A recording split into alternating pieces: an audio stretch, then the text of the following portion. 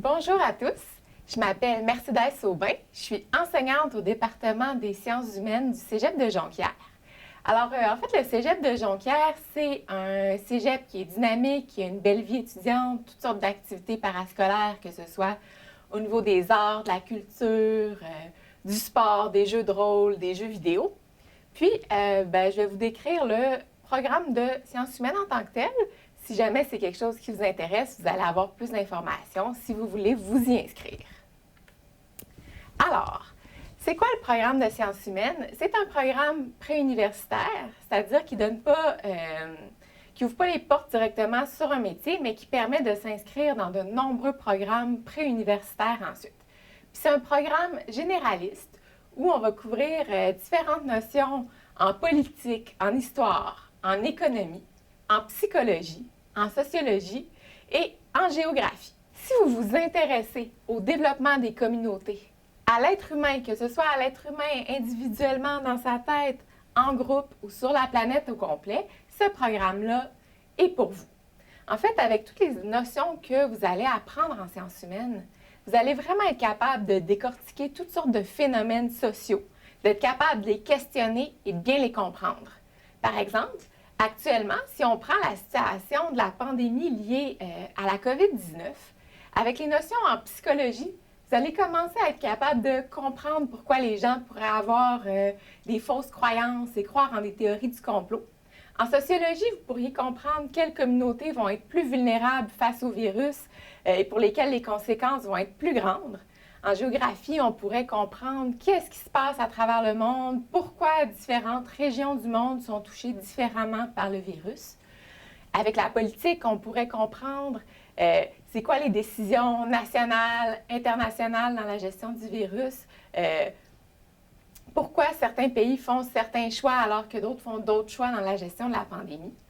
Avec l'histoire, on pourrait apprendre c'est quoi les différentes grandes pandémies qu'il y a eu dans l'histoire. On pourrait penser à la peste noire ou à la grippe espagnole, par exemple. Puis avec l'économie, on pourrait penser à quel va être l'impact des différentes mesures de confinement sur l'économie d'une région ou d'un pays au complet. Donc, avec le programme de sciences humaines, on arrive avec un bon bagage pour être capable de réfléchir à toutes sortes de problématiques sociales. Puis, c'est un programme qui va bien préparer à l'université. En fait, les étudiants qui sortent de sciences humaines ont en général développé un grand esprit critique, sont capables de décortiquer, de comprendre toutes sortes de phénomènes. Ils sont aussi capables d'utiliser la méthodologie scientifique. Donc, une fois sortis des sciences humaines, en fait, on a un grand bagage pour être capable de s'épanouir dans toutes sortes de programmes universitaires. Alors, si l'être humain vous intéresse, l'être humain tout seul, en petit groupe, en communauté, et que vous voulez aller à l'université par la suite, le programme de sciences humaines est vraiment pour vous. Ce programme-là aussi, au Cégep de Jonquière, ça a la particularité qu'on a la possibilité de faire un stage à l'international. Là, c'est sûr qu'en ce moment, avec la situation, on ne sait pas exactement quand est-ce qu'on va pouvoir avoir des groupes qui vont repartir en stage, mais on a eu des années où les étudiants sont allés au Pérou ou au Sénégal. Pour la prochaine session et les années à venir, on va plutôt faire des stages locaux dans différentes communautés culturelles avec toutes sortes de personnes pour développer ses compétences en sciences humaines, dans le communautaire, dans l'interculturel. Mais c'est sûr, quand tout va se régler aussi, il va y avoir des stages à l'international qui vont recommencer. Le programme des sciences humaines, en fait, on a une formation générale que tout le monde va devoir suivre, mais en fait, dans tous les programmes collégiales, c'est comme ça. Tous les étudiants vont devoir suivre des cours de philosophie, des cours de français, des cours d'éducation physique et des cours d'anglais. Ensuite, il va y avoir des cours propres à la discipline des sciences humaines, donc des cours de géographie, d'histoire, de psychologie, d'économie, de politique et de sociologie. Ensuite, il va y avoir des cours, en fait, pour vraiment exercer son esprit critique et son esprit scientifique, qui vont être des cours de méthodologie de recherche, puis des cours de mathématiques liés aux statistiques pour être capable de bien comprendre les données qu'on va lire un peu partout. Puis il va y avoir des cours complémentaires selon les intérêts des étudiants. Ça peut être en art, en biologie, en espagnol. Il y a plusieurs choix qui sont offerts au Cégep. On a 4 profils différents en sciences humaines. Je vais vous décrire un peu les 4 profils. c'est possible qu'il y ait des profils qui conviennent mieux à vos intérêts. Il y a le profil d'éducation et de relations interpersonnelles, le profil d'économie, d'administration et de développement. Il y a le profil ouverture sur le monde et finalement, il y a le profil culture, société et acteurs sociaux. Donc, je vais passer à travers ces 4 profils-là, puis je vais les décrire un petit peu. Le profil éducation et relations interpersonnelles, en fait, c'est un profil qui est bon si vous avez une idée de ce que vous voulez faire et que dans la vie et que ça tourne autour des relations d'aide, des rapports avec les autres êtres humains et de l'éducation. Donc, par exemple, si vous voulez aller en éducation préscolaire primaire ou en enseignement au secondaire, que vous voulez aller en psychologie, en travail social, le profil éducation et relations interpersonnelles, en fait, il vous donne toutes les bases pour ces différents programmes universitaires-là et il vous donne tous les préalables requis. Il va y avoir dans ce programme-là des cours de biologie et des cours de mathématiques qui sont vraiment les préalables pour les programmes de psychologie, travail social et éducation. Alors, je vais vous présenter un peu de quoi ça a l'air le parcours scolaire quand on est dans le profil éducation et relations interpersonnelles. Vous voyez dans le tableau, on voit la première année dans la première colonne, la deuxième année dans la deuxième colonne. Donc, en éducation et relations interpersonnelles, c'est sûr, en fait, dans chaque session, on va avoir la formation de base qu'on fait, peu importe le programme dans lequel on est au cégep. Ensuite, à la première session, on va avoir un cours d'histoire, un cours d'économie, un cours de psychologie et un cours de méthodologie scientifique propre aux sciences humaines. Ensuite, dans la dernière session, il y a les cours de la formation générale. Il va aussi y avoir un cours de géographie, un cours d'actualité politique au Québec et au Canada, puis un cours de sociologie qui va porter sur la culture et la société.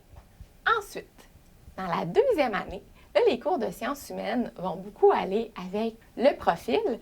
Donc là, le cours de sociologie, ça va être un cours de sociologie qui va être axé sur l'éducation. Il va aussi y avoir des cours de géographie et d'économie encore. Finalement, il va y avoir des cours de politique sociale à la fin du parcours collégial, un cours de psychologie et santé mentale et un cours de l'histoire du Québec et de ses régions. C'est sûr qu'à travers de tout ça aussi, en deuxième année, il va y avoir un cours de biologie qui est souvent un préalable dans les programmes universitaires, que ce soit en psychologie ou en éducation, ça va être important. Puis, il va y avoir des cours de méthode quantitative. Ça, c'est des statistiques aussi qui sont des préalables pour les programmes universitaires quand on s'intéresse à la psycho, à l'éducation, au travail social. Puis finalement, à la fin, ça va être dans tout programme confondu, il y a un cours de démarche d'intégration en sciences humaines où, en général, les étudiants mettent sur pied un projet de recherche ou un gros projet dans lequel ils intègrent toutes les différentes notions qu'ils ont vues tout au long de leur parcours. Donc, dans les 4 profils, il va aussi y avoir un cours de démarche d'intégration qui est vraiment souvent très intéressant. Ça nous permet de pousser, puis ça permet de se développer, puis de montrer qu'est-ce qu'on a appris pendant nos 2 années au collégial. On a l'autre profil, économie, administration et développement. C'est le profil en sciences humaines pour tous ceux qui se voient aller en administration, en gestion des ressources humaines, en économie plus tard à l'université. Le programme va vraiment offrir des bonnes bases. Il va aussi offrir des mathématiques, calcul différentiel et intégral, et des cours d'administration, plutôt pour apprendre des bases en comptabilité qui vont être importantes après si on veut se diriger en gestion, en administration, en comptabilité. Ce profil-là, comme le profil d'éducation de relations interpersonnelles, va avoir un format similaire où, durant les 4 sessions au collégial, il va y avoir des cours de la formation générale en français, en philo, en anglais et en éducation physique. Il va aussi y avoir les cours propres à ce programme-là, par exemple des cours de mathématiques qui vont arriver plus tôt dans le cheminement scolaire. Il va aussi y avoir un cours d'économie qui est lié à l'entreprise. Il va aussi y avoir des cours d'initiation à l'économie qui vont arriver plus tôt, ainsi que des cours de calcul qui sont des préalables pour certains programmes universitaires. Ensuite, à la deuxième année, il va y avoir des cours de politique et d'administration publique, des cours de comptabilité, des cours de psychologie, puis finalement, à la dernière session, il va y avoir des cours d'algèbre, des cours plus poussés en économie, puis finalement, le même cours de démarche d'intégration en sciences humaines.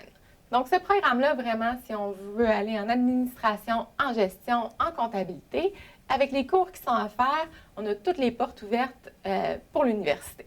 Maintenant, on a le profil ouverture sur le monde qui est un petit peu différent des autres. Quand on veut vivre une expérience interculturelle unique, c'est vraiment le bon programme. Ce programme-là, en fait, il va tourner autour d'un stage à la 4e session. On avait des stages à l'international, donc on est allé au Pérou, on est allé au Sénégal. En ce moment, on va avoir des stages locaux, des stages interculturels où les étudiants vont être amenés à développer des activités pour des personnes de différentes communautés culturelles. Puis le but, en fait, c'est de vraiment s'immerser dans un milieu interculturel ou dans une organisation qui est liée à la coopération, ça peut être locale ou internationale, et à la solidarité internationale. Donc, c'est vraiment un programme, un profil qui est un peu différent des autres parce que avec les stages, il va vraiment y avoir une immersion. Dans les 3 autres profils, il n'y a pas de stage comme ceux-là.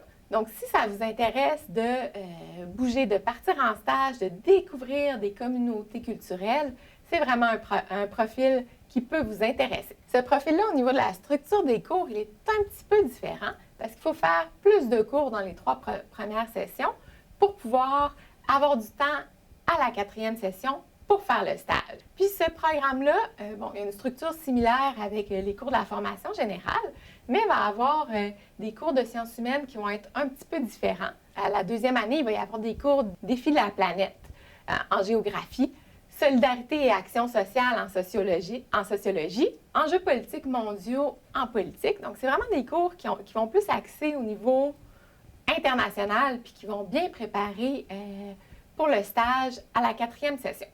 À la 4e session vient un cours de communication interpersonnelle qui est de la psychologie appliquée à la communication pendant le stage. Ça peut être la communication en équipe ou la communication interculturelle.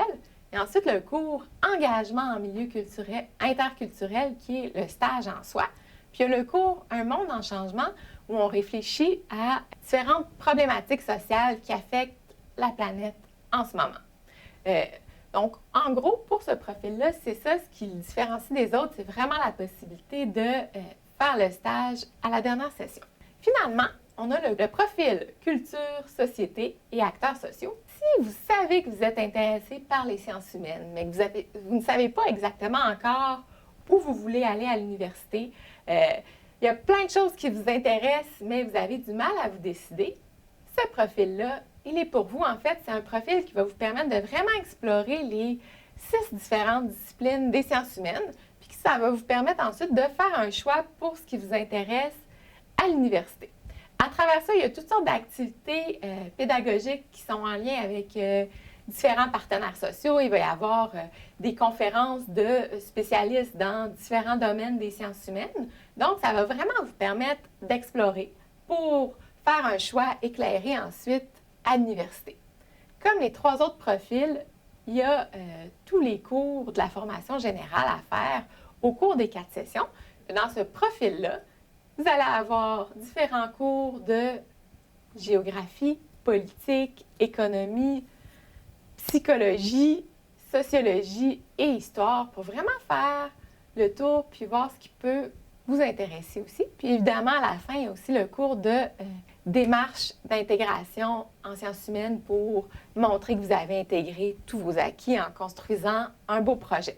À travers ça, vous allez aussi avoir les cours de statistique et les cours de méthodologie scientifique qui vont vous ouvrir les portes à différents programmes à l'université. Ensuite, on a un parcours spécial en sciences humaines qui est le parcours sport, art et études. Et ça, en fait, si vous êtes déjà dans une équipe sportive, que vous vous entraînez ou que vous performez en art, vous pouvez avoir la possibilité d'allonger votre parcours scolaire sur 3 ans plutôt que 2 et de faire vos cours le matin et d'avoir vos après-midi libres pour pratiquer vos arts ou votre sport. Donc, si vous étiez en sport-études ou en art-études et que vous voulez continuer là-dedans, il y a la possibilité avec ce parcours-là de faire vos cours de sciences humaines le matin et de continuer à vous entraîner ou de pratiquer en après-midi.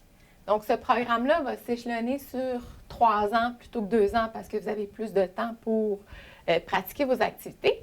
Mais vous allez avoir des cours dans les 6 disciplines des sciences humaines, ainsi que les cours de la formation générale. Et ce programme-là aussi, vous allez avoir les cours de statistique, les cours de méthodologie scientifique et le cours de démarche d'intégration en sciences humaines qui vont vous ouvrir les portes à l'université. Alors, en sciences humaines, on se fait souvent dire que ça n'ouvre pas beaucoup de portes, mais c'est pas vrai. En fait, un DEC en sciences humaines, ça fait de nous un bon généraliste. On est capable de réfléchir. À cause de la structure du programme, on est aussi capable de faire des statistiques. On est capable d'avoir une bonne réflexion scientifique. Donc, ça ouvre des portes sur plein de programmes universitaires. On pourrait aller en éducation ou en adaptation scolaire. On peut aller en génie civil, en criminologie, en psychologie, en psychoéducation, en travail social, en sciences politiques. On peut aller en architecture, on peut aller en communication, en kinésiologie, en droit. Ça ouvre vraiment beaucoup de portes. Et ce que vous voyez à l'écran, en fait, c'est plusieurs programmes auxquels vous pourriez vous inscrire à l'université et il y en a encore beaucoup d'autres. Donc, avec les sciences humaines, ça vous équipe vraiment bien pour être capable de performer par la suite quand vous allez poursuivre dans de nombreux programmes à l'université. Bien, je vous invite à vous inscrire en sciences humaines au Cégep. C'est très dynamique. À chaque année, on a la semaine des sciences humaines aussi où on reçoit toutes sortes de conférenciers qui vont venir nous parler de différents sujets qui sont liés aux sciences humaines. Les étudiants ont l'occasion de vivre toutes sortes d'expériences, de faire des sorties pour appliquer leurs connaissances puis pour apprendre sur le terrain. Donc, c'est un programme qui est dynamique, qui est intéressant, qui nous donne des bonnes capacités à réfléchir puis qui nous ouvre plusieurs portes. Alors, petit rappel, la date limite pour faire une demande d'admission, c'est le 1er mars 2021. Pour faire votre demande d'admission, vous allez au www.srasl.qc.ca. Puis, si vous voulez, vous pouvez visiter le site du Cégep de Jonquière pour avoir plus d'informations sur les nombreux programmes qui sont offerts, puis sur toutes les activités étudiantes et les ressources qui sont disponibles pour les étudiants pendant leur parcours au collégial. Donc sur ce, je vous souhaite une belle réflexion, puis j'espère vous voir bientôt.